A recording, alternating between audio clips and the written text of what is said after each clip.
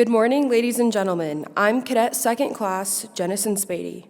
It is my privilege to welcome you to the 33rd National Character and Leadership Symposium, celebrating the 250th anniversary of our nation, featuring a cadet-moderated panel with our Air Force Academy Lifetime of Service Fireside Chat. I'll now introduce our panelists and cadet moderator. Please hold your applause until all personnel are introduced. Colonel retired Gail Colvin is the former Chief of Staff for the United States Air Force Academy, where she oversaw a broad range of administrative, policy, and organizational functions supporting the Academy's commissioning and university missions. Her 30-year military career is marked by diversified leadership experience in a variety of disciplines, including joint military doctrine, research and development, and weapon systems acquisition. She commanded at the squadron and group level and was assigned to the Joint Staff and Headquarters, United States Air Force. Colonel Colvin served as the Chief of Joint Doctrine for the Chairman of the Joint Chief of Staff and headed the U.S. delegation to the NATO Subcommittee on Allied Joint Doctrine. A native of Brooklyn, New York, she graduated from the Academy as a member of the first co-ed class in 1980. She currently serves as a trustee of the 𝐂𝐸𝐿 Foundation, whose mission is to enhance, encourage, and promote the well-being of the people of Colorado. She is a member of the 𝐂𝐸𝐿 Foundation's Pike Peak Regional Council, helping to identify and resource local needs in Teller County through grants that support various initiatives, including veterans issues, youth mental health, and food insecurity. Ms. Colvin is the recipient of USAPA's 2020 Distinguished Graduate Award and a 2024 inductee into the Colorado Women's Hall of Fame. Major Andrea Moffett is the Chief of Standardization and Evaluation at the 94th Training Squadron at the United States Air Force Academy.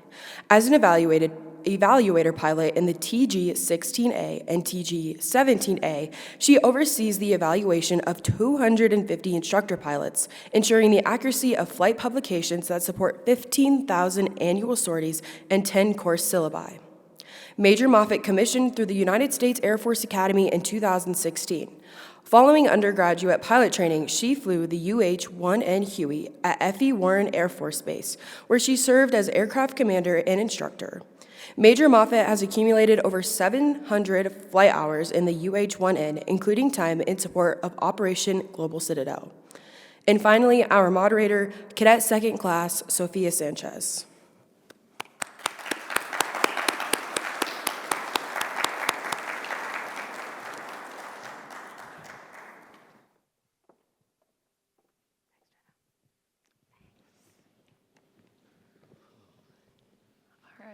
Good morning, everyone. So we'll start off with our first question for our two panelists. Why did you choose to serve in the profession of arms? Okay. First, I have to say good morning, everybody, and what an honor it is for both of us to be here today. We really appreciate the invite, because as graduates, I think for me, whenever you get to come back and interact with cadets, it's a really emotional high. It is a wonderful feeling. There's like this DNA, this connection between everyone in the long blue line, and it's just really a wonderful moment for us to come and encourage and inspire you. And we have found out that we have so many things in common. Both of us were in two of the same squadrons, 29 and 34. So the connections continue, and I think you'll find that throughout your career too, that they just keep coming and you just get closer. The bond is stronger and stronger. Okay, to your question. So why did I serve? I think a couple of elements to that. I'll start with 1975 was a very important year for me because three things happened in that year that are relative to why I chose to serve. First of all, I had served, I had gone to college for 2 years, run out of money, was back at home trying to figure out how I was going to complete my education because that was something I really wanted to do. And I was a cashier in a drugstore. Second thing, in 1975, President Ford signed the public law that allowed women to come to the service academies. And also in 1975, finally, my older brother, who was in the class of 1975, graduated and then stayed behind to work in admissions and probably what you all know to be admission advisors, people who kind of help candidates work through the process of applying to the academy. And he encouraged me and thought, this is a great way for you to complete your education, which it was. So those three things all came together. And also, I have to say, I already had a heart for service, and I know most of you do before you come here as well. I grew up in a household where my parents had encouraged and really modeled service for us, and you all know service comes in so many forms. They were active in the community. I think about my dad. He was in the Army Reserves. He was a Boy Scout leader, and he served as a big brother to young boys in the projects where I grew up. So service, they used to tell me, was the rent you pay for living on the planet. So that was something that was already important to me. And then I also thought about service in the military while I hadn't planned on it. And you all know that saying about the reason you come to the academy or the reason you go to ROTC and join the military may not be the reason you stayed. But over my time here, and then just throughout my career, I really did give great thought to why I was serving. And being in the military meant for me, it was a mark of my citizenship, it was a right of my citizenship, and I truly love this country, and it became something very personal for me. And I also became the beneficiary of all the things you get from the military, right? Opportunity, ability to have jobs I never would have thought of, and so it just became very personal, and that's why I stayed. So that's how I got here. I also wanted to start out by saying thank you to everyone. It's so awesome to see such incredible familiar faces from everyone at the 94th and from all over, so thank you guys. For me, it was also a very personal decision. So my family came from Mexico, so I'm first generation here, born in the States, Mexican-American. And to me, service was just an opportunity to give back to the country that gave my family the opportunity to come here and start a brand new life. It was just my parents, my two older brothers that were here in the States. Everyone else was back in Mexico. So I realized that that was a path that I could take to give back to the nation. And then I had a very unique opportunity as growing up as a gymnast. My gymnastics coach, my club gymnastics coach, knew the USAFA gymnastics coach. So that connection kind of started my freshman year of high school. And I also first my family in the military. So I had zero connection to any of the service academies. They had never come to my high school in Las Vegas. And I kind of barely knew a little bit about enlisting. So just that connection that started kind of let me hit the ground running with setting my sights on the academy. The thought of being a pilot as a young girl was insane to me, so here I am, many years later. So that was the biggest thing for me, and being able to learn more about the academy through my entire time in high school and getting to know the challenge that comes with it and the opportunities that come from the academy was something that I could not pass up. So that's why I came to the academy, and hopefully and making a career out of it. So I'm almost halfway there, so yeah. Well, thank you. Really grateful for your perspectives. Our next question is, how have you navigated the demands of military service while building a family life? All right, I can start with this one, sure. So my husband is also active duty. He was a class of 2015. He was a Missileer when he graduated, and then he's now teaching physics. I'm sure some of his students are here in the audience, but yeah, I know for us, building our lives together started at the academy, when we started dating. And it just had to do with prioritizing each other above all else and realizing that there are going to be challenges with the dual male life, especially being in two different career fields. But we've been extremely fortunate to have compatible career fields. And actually, one of the things that he and I were talking about last night is it's about being in two separate ships, but always making the effort, and it is a choice to continue to make the effort to have them sail in the same direction. Whether there's winds, weather, waves, anything that happens, it is a conscious decision every single day with every choice that we've made for supporting each other's careers, which I'm so thankful for. So navigating that with understanding each other's goals, being open and honest about each other's goals and ourselves, that has helped us navigate through everything that the military has thrown at us. We lived apart for just under 4 years between him graduating the academy, going to grad school, then me finishing the academy, and then all my pilot training situation. So I would also say learning to be there for each other's highs and lows when you're not physically together was also a big thing that really helped us overcome the demands of all the highs and lows that come with military service, failures, successes. So that's, yeah. I love that analogy about the ships. I think when you ask me how did we navigate the demands of that, I think with a lot of help is the short answer, with a lot of help. And I think it's the same whether you are a civilian military couple or a mill-to-mill couple. So my husband, who's here, is also a grad from 1979. And so I think about the fact that it is some of those key things around communication. It is around it's really proactive, honest communication, developing some good networks and support systems. I really am grateful to my husband. I gotta say thank you today to you, because he's the planner, and it takes planning also. He was the one who would really force conversations, because I'm really one who kind of shies away from this. We would sit down, even in our early days of being married, and say, what do you want out of this Air Force career? And what do I want? And so, as you think about where you're going to be assigned and what opportunities come your way, sometimes one career takes a back seat to the other. And he is my biggest fan. He's very supportive. He always would say, you should do this if I had an opportunity. I would say marry well or make sure you have a great partner. That is key as well. But I think there's also the real realization. You have to really be aware of your commitment, because it is 24/7, and you have to be honest with yourself about there's going to be missed holidays, missed children's activities, sports events, and how do I balance that? And I'm not sure that work-life balance is something that it's always going to be synchronized. I think you can't have it all at the same time. I think when I was young, I thought, I can have it all. I can work, be a working mom, do all these things, but that's not really the reality that I ended up living. It's prioritizing, as she said, as well.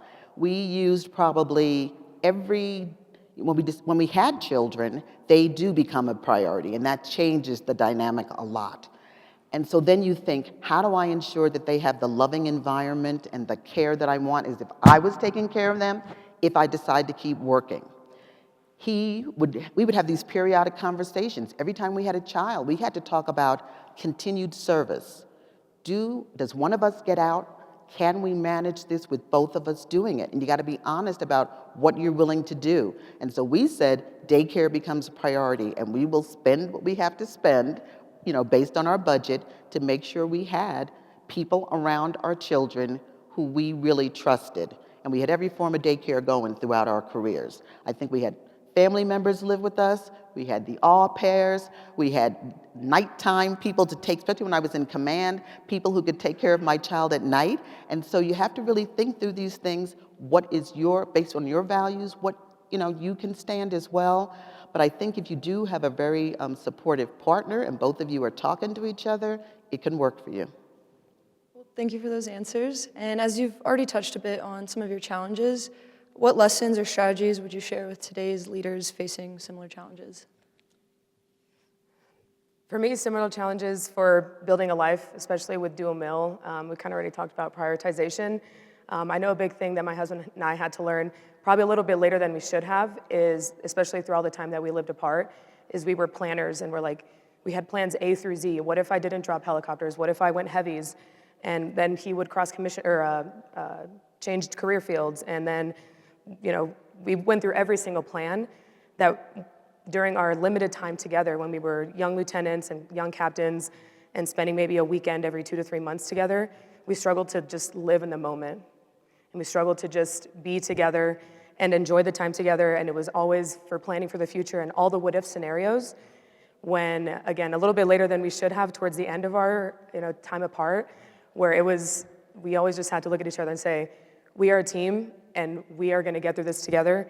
And keeping that open and honest communication, we were talking about our priorities and our goals and just that honesty that we had with each other. As difficult as some of those conversations have been, it was learning to pretty much understand that life is gonna work out, and whether our time apart was extended or we got together sooner than we wanted to, or than we had thought that we would, which ended up happening. So just being able to live in the moment and being present with each other. So yeah, that's what, and it's gonna work out. You know, for us, we have talked about different opportunities and different situations about, do I wanna stay in for 20? Do I get out at 10? You know, does he wanna stay in longer? And it's just taking those decisions and understanding that the Air Force, almost making the Air Force work for you. Like we've always talked about, we've loved what we've done so far, and we love the opportunities that hopefully are to come. But the moment that, you know, the Air Force stops helping us, you know, stops being on our side, and, you know, ends up separating us against our will, that's when, you know, we start to take those next decisions. But we've luckily made the Air Force work for us, and it's been an awesome journey. Much to add to that. Well, thank you. That's a great perspective, and I'm sure we're all looking forward to having our own lives in the military. What advice would you have for cadets trying to lead peers effectively? Okay, I can start with that. Peer leadership. I really think leadership is leadership. And whether you're leading peers or you're leading people who are subordinate to you, it's the same basic principles. I think it does make it a little more challenging, and I think you might find that here. Like if you have people who are already your friends before you step into a leadership position, or colleagues, I think sometimes you wrestle with, oh, I don't want to come off too bossy, I want them to still like me. And so I think those things come into play, and you have to think about the strategies to overcome those types of things. But I also want to tell you, peer leadership doesn't stop when you leave here either. I think about the time that I was the Chief of Joint Doctrine for the Chairman of Joint Chiefs of Staff. And in that capacity, I got to chair a subcommittee on joint warfighting interoperability. All of the members and the representatives from the other countries were colonels just like myself. They're my peers. And I have positional authority, but actually not much more than that. And so you think about, how do you treat people when you're leading? You make sure you develop relationships. You get to know them personally, something about them. I wanted to make sure I knew something about their country, why their country was in this alliance, what capabilities they brought to the team, so that when we were having conversations about what tactics we should use, what munitions, all those things, I already knew a little bit about them. I didn't need to know everything, but they needed to know that I cared, they could trust me, and that I was listening. Because I think when you have peer leadership, you really have to hype up the communications a little more. You need to make sure that when you're coming up with solutions to problems or to issues, you make sure you get input. Because when you get the input, people are more likely to buy in and support what you're coming up with. And it's the same thing here as cadets. When you have the opportunity to get your team to say, well, what do you think about the thing we have to do? People buy in a little more. And then your peers just see you as someone who's a little more trustworthy, who they want to support. And I think those are some of the tenets that help you with peer leadership here. And I'm going to tell you, it just continues to happen. You're in charge of groups. And even since I've separated and gotten out of the government civil service, it's the same thing. There are organizations I belong to where it's peers or people who are actually way smarter and way better than I am. And how do you lead those people and try to make sure you give them a good vision of what we're trying to accomplish, get a little buy-in, and then build those relationships that help people support you? My biggest thing for, especially advice for cadets for leading peers, is consistency. And I understand it's going to be difficult, especially as she talked about. You know, you might be friends with some of your peers. If you're a cadet squadron commander, cadet element leader, those are going to be your peers. Some people are your friends. Some people you haven't built those friendships with, relationships with. But a lot of the big thing that I remember seeing as a cadet was just a little bit of lack of consistency within the cadet corps. And I think that goes a long way with ensuring you treat everybody the same. And also with that peer leadership is understanding that you are that example and people are looking to you. So being the example that you wanted to have when you were that dually, and now that you're 2 degree of firstie, and being that example, as well as just treating everyone the same, no matter if they're your friend or, again, you haven't built that relationship, and how that has translated to my time active duty too as well. As an evaluator now, I do evaluations for my peers and my colleagues, and again, people who've become my friends. And again, it's that same consistency that whenever I do a cadet evaluation, I provide my coworkers, peers, friends that same level of standard. It's holding everybody to the same standard and providing that same line across the board. So, and just a couple examples that I really love to see now that I've been back at the airfield for a couple years is when I see them go out for 2 cadets, even in the same year group as friends or whatever the case may be, as they go out to do some sort of continuation training flight, there's always an objective. They always assign a pilot in command. Someone is always going to be making the decisions, and they go out with an objective, like how are we going to become better pilots today? Even if it's only a 15 to 20 minute flight, I love seeing them, when I'm overhearing their briefings, and they break down that barrier. There's no rink in the cockpit, which I've always told the cadets that I fly with.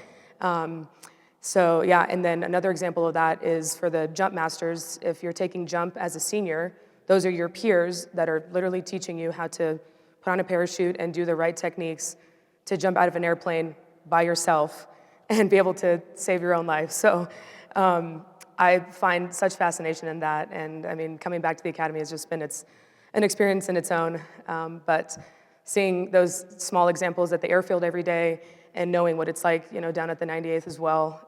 So I really applaud that, and it's so awesome to see the cadets exercising that peer leadership every single day. And like she said, it doesn't go away, and it doesn't ever get any easier, but you building that consistency now, that understanding now, and that example that you want to be at this time in your career, it's only going to build that foundation to be able to lead peers effectively later in your careers. Thank you. It's really great to hear from both of you on those perspectives. What's one moment from your cadet days or early career days that you felt has still influenced how you lead today? Okay.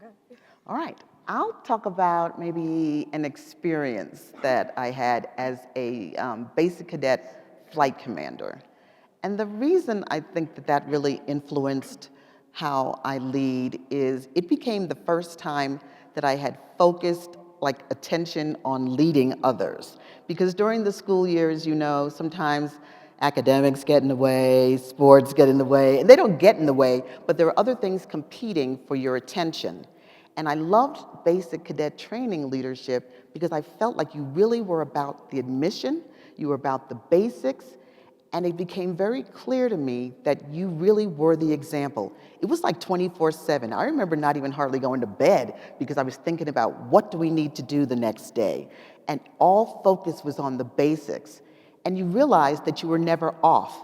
Because I remember in the evenings sometimes when the cadre, we'd be talking about what we were gonna do the next day, letting our hair down, maybe laughing a little, and inevitably, some basic comes out of their room, right? Or several of them, and they see you. And then you put on your cadre face again, and you're back in that role. But it highlighted for me, when you are the leader, you're never off.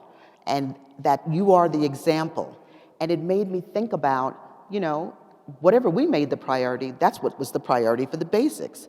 If it was drill, it was ceremony, it was dress and appearance, whatever we focused on, they really did what we did. And so you are totally responsible for their success and how they are being shaped. And that just translated to me to any other organization or any other level I led at, that I always had to be the exemplar. There never was a break. I had to set high standards and live them out, and the people you're working for, who you're leading, need to see you do this all the time. So I just thought that experience really helped shape how I led in the future. So for me, I had, when I was a cadet, we did the 2 years and 2 years. So I ended up having 4 different command teams, AOC, AMT team, with a different team every year. And that gave me a lot of different leadership perspective, a lot of different experiences that I take good from, or take a lot of advice for the future from the good examples and the not so good examples. So one of the things that I learned early on as a cadet is one of my AOCs was not as present as my other AOCs had been, and they were, to me, there's a balance of understanding to take your leave, which is very important, and take that time to rest and recharge. And then there's, taking a little bit too far where now you're taking advantage of the leave system or like taking passes or just not being at work or teleworking.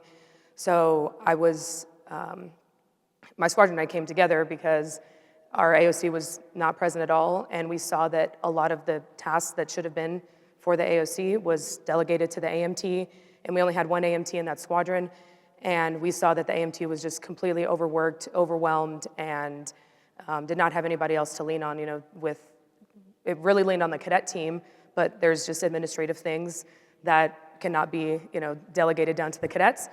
So I really internalized that, and I took that to heart because I knew that I always wanted to be that presence. I knew we'd take our vacations and we'd take the time off, but when I'm in the office and when I'm at work, I'm present. I'm walking around, I'm checking in with the cadets, whether it's checking in with my coworkers. So I learned that very on in my career, and I'm fortunate for those, I'm grateful for those lessons. Like I said, taking the good examples and the not so good ones, but that was one of the ones that we saw, as all of us did, and we realized how much work was on the AMT and how that obviously wasn't fair to them. So took that to heart, and one of the big things I learned as a cadet is just being present and being there for your people and understanding when to delegate tasks and when those tasks, rely on you and your people are relying on you to lead effectively and be present. Thank you. Another question would be, what part of cadet life do you think has remained constant over the years? I'll start with this one. Raise your hand if you have never had a challenge at USAFA. Anybody? Okay, cool. So I think that's, going into my answer, I think the one thing that's maintained or consistent over the decades is the challenge. No matter, the challenge has changed throughout the decades, whether it was being in the first class of women and overcoming that insane challenge and overcoming it with grace and success, or K-tests as firsties, which I'm understanding now, which is crazy to me, but different academic majors and minors and different experiences, and even having to select if the higher performing cadets who have their summer that is really loaded with a bunch of opportunities, and you having to pick, and understanding that there might be challenges with different, whether it's working BCT, whether it's spending 6 weeks down at the airfield working 12 hours a day. So there's always going to be a challenge at the academy, whether it was in the 1950s when it first started, or now for years to come. So I think the challenge is one of the main things that has remained consistent. I think there are some challenges that have remained consistent over the years, but I have appreciated that about the academy, the different challenges that have come up throughout the different decades, and how cadets always find the resilience and the ways to overcome those challenges. So. I think that's a great answer because, it is about no matter when you come here, you always hear past classes sometimes say, oh, it was so much tougher when I went here or whatever. Every class has their challenge, and it's always something difficult and a growth opportunity. Back when it was hard, right? It's still hard. It's always hard. But I will say, I also think another thing that's consistent is the honor code since its inception in 1955. And while there may be different ways we look at it, tweak the education around it, it is fundamental and critical and a key component of this institution. So I think that is one thing that is consistent. It is something that really helps us to think about integrity, about our profession of arms, and how we're going to be as officers in the Air Force and the Space Force. So I think that is a fundamental key component of this institution and what separates it apart from other places. All right, well, thank you for both of those. Can you guys hear me? Okay. Looking back, how did USAFA shape your understanding of character-based leadership? I'm going to go to the honor code again and some of the teachings around integrity, because I really think, in a very simple way, if you really are a person of integrity and character, it translates to good leadership. Because you're thinking about, am I being trustworthy? If I'm a person of integrity, I don't act from a place of bias. If I'm a person of integrity, I treat my teammates with dignity and respect. If I am a person of integrity who's leading, then I am going to care about the things, the barriers for my people to coming to work every day to do the job and the mission. It means I care about their quality of life. So being a person of integrity and character, really, to me, it just goes to good leadership. For me, it was, again, I talked about how I had 4 different AOC and command teams throughout my time as a cadet. And for me, it was always coming back to how to be a leader worth following, or be that leader worth following. So I took that to heart very early on, and trying to be that example, like I said, that presence, that person that people can let their guard down around. When I ask, like, how are you doing? Like, if they feel hopefully inclined to respond truthfully, if something's not going well, and being that person that can, that they know that will sit down and listen to them no matter what's going on. And being that leader worth following, being that example, and being there for your people. Well, thank you. I think you've both touched on this already, but if you had to summarize one trait every officer should cultivate, what would that be? You got to go back to integrity. Sorry. Integrity, again, I think about the trustworthiness. Integrity for an officer, that's part of the pact we have with the public. And public trust comes from knowing that we're people of our word when you're an officer. That's why they're going to trust us with the defense of the country. I think integrity, you own your mistakes, it's all those things. It's trust between not only the public, but the people that you're leading and working with. I just can't think anything more foundational than integrity in an officer being something that is the key component from which everything else should stem. Adding to that with integrity, I always think about every airman is more than just a number. We always talk about promotion ceremonies, the strats, the opportunities, what they volunteer for, but just going beyond that every airman is a person. And the trait that I think every officer should embody is, how can you go beyond those numbers to get to know your people, to understand, to get to know where they're from, so that when somebody says, oh, I'm from Michigan, then you can say, oh, so-and-so's from Michigan. Maybe you guys can go talk and see if you're from the same area. So just even little things like that, and how, just how it goes back to just those very, very small examples. So understanding that your airmen are people first, and you want to support them and have that integrity and be that example so that you can take care of your people. And something actually my husband said at our friend's promotion ceremony is taking care of the people first in support of the mission. Because if you are there, you are that presence, you are that leader, you are that example, and you break down that barrier and help learn about your people, the mission is gonna happen.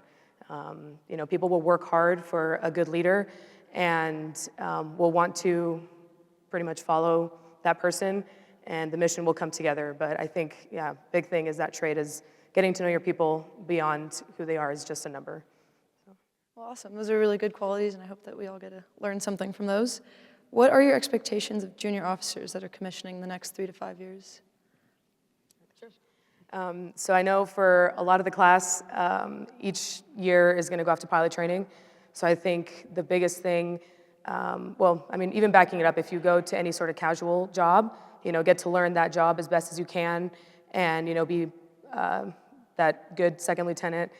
And then as you go into pilot training, I would really focus on, there's always going to be competition, and I think one of the things that I talked about to the cadets is USAFA puts so much pressure on you, especially in terms of competition and rankings, and that's kind of going to continue to be emulated really in pilot training. The top person is going to get whatever they want, and it kind of goes from there. But you won't get through this, just like you won't get through USAFA alone, you're not going to get through pilot training alone.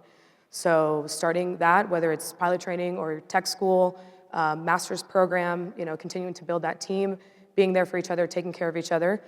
Once you finish tech school, once you finish pilot training, once you get to your first operational base, my biggest thing, the best advice I got when I was a young lieutenant, is learn your craft, become an expert in every possible way that you can, because as you're a young lieutenant going on to be aircraft commander or a flight lead, there's only so much time that you get to build that foundation and become that expert in your career field, in your aircraft, in your flying abilities. There's only so much time you get before the Air Force is going to add more responsibilities. before you're going to become a flight commander, before you're going to become, a crew commander, really, that comes with so many other things. So learn your craft, be there for your people, and become an expert in what you're doing so that you build that foundation, and then you can add on to that, because then you're going to become an instructor, and you can impart that knowledge on your fellow students from there. But again, just my biggest thing is just remembering that there's only a certain amount of time before the Air Force is going to add more responsibilities and before you're going to get a squadron job. And then now you're going to have to learn the entire OPB system while you're trying to, and there's not going to be so much time to go back and learn your aircraft while you're now understanding the Air Force big picture things. No, that's really a good answer, thank you. I think, what do I expect from junior officers, or what does the system kind of expect? I think show up enthusiastic and ready to get after it, first of all. Come into your job wanting to be a part of the organization that you've already committed to the service, right? So I'm assuming you're going to be enthusiastic. Show up that way. And then she's correct. As a junior officer, you're still in apprentice stage. And so in my mind, you do need to focus on being an expert. Learn your craft. I don't care what it is. You could be a JAG, you could be an acquisition officer, a maintainer, pilot, space operator. You need to know your craft better than anybody else, or the best you can. Think about already continuing to hone your leadership skills. So while you're learning your craft, pay attention and observe how the organization is working. You're understudying. That's another thing you're doing. Think about how decisions are being made. Watch how the people above you, supervisors and commanders, are coming to conclusions about things. And so, you're like a fly on the wall, and you can say, gee, if I was the one making the decision, would I make the same decision? Or what other factors am I not understanding? You've heard that term, fight for feedback. I think you need to be doing that as a junior officer. I would expect that you understand the expectations of your supervisor, and you are going back to that person on a periodic basis to say, how am I doing? Making sure that you're clear on the expectations. You're not just assuming that you're doing what's expected and needed. And then go a little bit above and beyond, not only with your teammates in terms of establishing relationships, but think about, and I think it was, did you ask the question yesterday? Okay, because you were onto something. Because think about the problems the unit is facing and that your supervisor is facing. And when you can help solve problems for the people above you, you add value to the organization. And so I think that's what you were getting at. And General Kane was right. There's a way to do it. But people who come in and can help their boss and the unit and say, you know what, I've seen this, or you just do it on your own. You get your peers together and you think of ways that you can improve the unit. That's value too. And I think those are all things junior officers can do. All right, well, thank you for that. That's amazing to hear from you both. Since we're sitting in Polaris Hall and we have the North Star pointed above us, I thought we'd ask a question related to integrity, as you've already touched on. Can you share a moment in your career where your integrity or courage was tested, or a moment where you had to make a tough call that tested your values and leadership? Sure.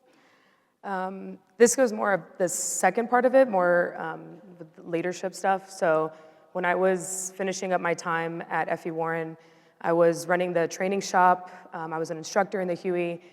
And pretty much as I was running the training shop, one of the things that it entailed was filling the available slots for our instructor upgrades, our instructor pilot upgrades, instructor flight engineer upgrades.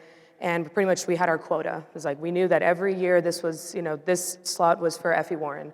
So one of my good friends was one of the people that was up next, ability-wise and time-wise, to become an instructor. And I had talked to him about it, and he had pretty much just told me, like, hey, is there any way that I can swap or go at another time? He had been in a long-distance relationship with his girlfriend, and this, I believe the TDY was supposed to be from like February to March, and he had just moved his girlfriend out to Fort Collins in January. And he was like, I just moved her out here. Is there any way that I can, like, I don't care if it affects my career. Like, I just want to go 3, 4, 5 months down the road and be able to spend this time with her that we have never had together. Because they started their relationship long distance. And I was like, absolutely. So at the next commander and DO meeting, I brought that up and to leadership, and I was like, hey, I'm already starting, and I'm being proactive, and I'm reaching out to their squadrons to see if they have somebody that they can pretty much swap so that they can send this person instead of us sending our person, because we didn't have anybody else that was really lined up to go yet. And my DO kind of stays quiet in the moment, and then later he comes by my office, and it was like kind of a cubicle with me, and our training shop was me, a couple lieutenants, and several airmen. And he comes back, and he's pretty much just like asking me about these questions, and why does he want to go, and what does it matter, and everything like that. And I'm just like, he wants to live with his girlfriend who just moved out here after 2.5 years of living apart. And these words are so ingrained in my brain that I will never forget. He said, personal reasons or not, he is going to instructor upgrade when I say he's going to instructor upgrade. And I'm like, mid-junior captain there, and I feel like I've heard crazy things that leadership says, but that just it hurt my soul, to hear this. He was a newer DO, he had just come into the squadron, and it was one of those where he was just coming in to make changes instead of get to know the people, learn how we operate, and that just struck a nerve. And obviously I kept my mouth shut. In the moment, I did not want to say what I should not have said what I wanted to say. So he said that, and he walked away. And I, took a deep breath and just figured out, kind of composed my thoughts. Immediately went to go talk to my buddy just to give him the heads up, in the sense of, hey, I'm not going to stop fighting for you. I'm not going to, you're not going to instructor upgrade. He said this, but I'm going to make sure that I still fight for you. So I went to talk to him so that he was at least aware, even though I was still going to do everything in my power to make sure he didn't go at that time. So at least he was aware of the DO's thoughts, and especially that other people had heard it, just so he wasn't caught blindsided by that. And then I went to pretty much talk to my DO, one-on-one conversation, not in front of other people, because I didn't think that this was anything related to personal issues is not something to do in front of others.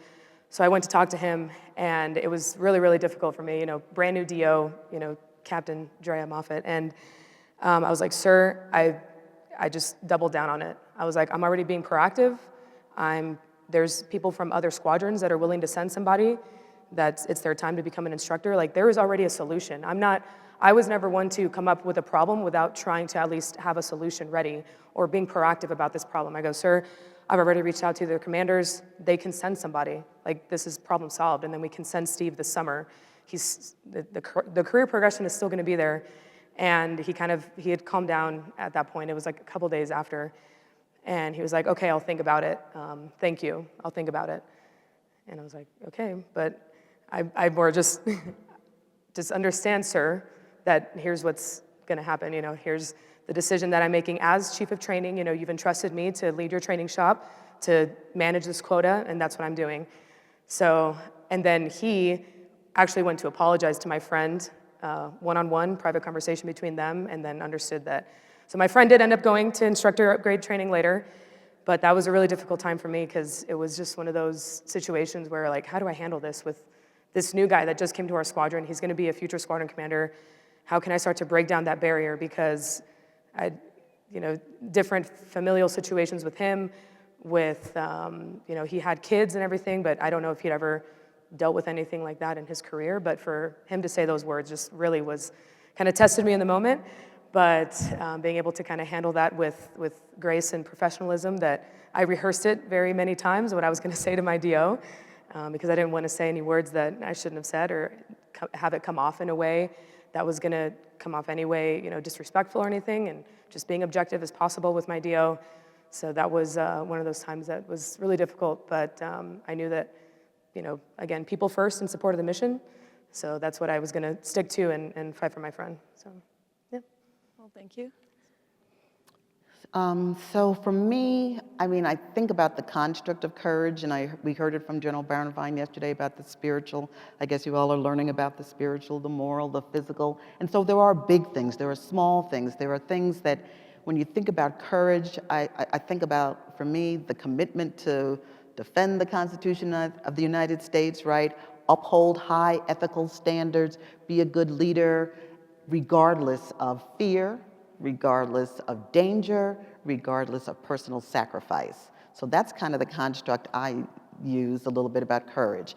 And so there are things, even in your day-to-day lives, you'll see where people are asking you to do things and you're uncomfortable and you have to make decisions on whether you do the thing or you go against it, regardless of what people think about you. I thought it was really interesting to hear General Kane talk about 9/11 yesterday, because I was in a different place on 9/11. I was in the Pentagon. So when I think about courage, and I was an acquisition officer. So back then, not a lot of deployments, not in harm's way in the way you would be on a battlefield. But here I am, 9/11, in the Pentagon, and of course, a plane rams into the Pentagon. Pentagon is really huge if you've ever been there, and it's pretty well fortified and solid. So the side of the building I was on where the impact was, you can imagine the chaos, the confusion, what was going on. People scattered, running about, but there was the other side of the building where people didn't feel anything. And so, some people are walking through the building as if nothing happened, others are really scrambling. And it just dawned on me that day that you're here at work, doing what you do, and mine was pretty much an office job at the Pentagon, but you never know when you're gonna find yourself in harm's way, because on that day, right, the war came to us. It was on our soil, and almost insultingly for me, in our headquarters, our military headquarters.